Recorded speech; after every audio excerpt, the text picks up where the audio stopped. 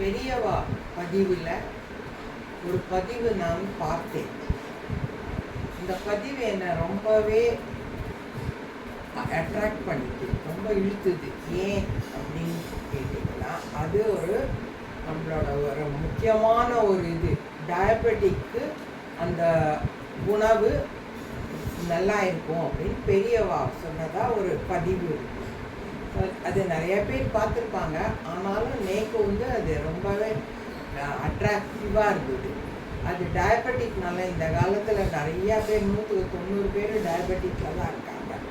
So அந்த டயபெட்டிக்கை நம்ம control பண்ணுறதுக்கு மாத்திரையெல்லாம் எடுத்துக்கிறோம், எல்லாம் பண்ணுறோம். ஆனாலும் நிறையா பேர் சொல்கிறாங்க கண்ட்ரோலே ஆகிறதில்ல, ரொம்பவே அதிகமாக தான் இருக்குது. என்ன தான் மாத்திரை இன்சுலின்லாம் போட்டுட்டா கூட அதிகமாக தான் இருக்குது.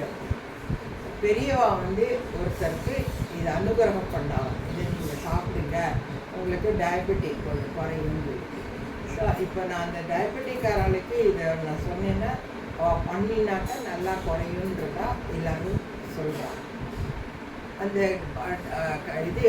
உணவே மருந்துன்ற இதில் அவங்க என்ன சொல்கிறாங்க அப்படின்னா, பீர்க்கங்காய் விற்கிறது கடையில். எல்லாருக்குமே பீர்க்கங்காய்னா என்னன்னு தெரியும். ஸோ அந்த பீர்க்கங்காயை நம்ம பிஞ்சாக வாங்கிட்டு வாங்க. ரொம்ப பெரிய பெரிய பீர்க்கங்காயாக வாங்கலாம்.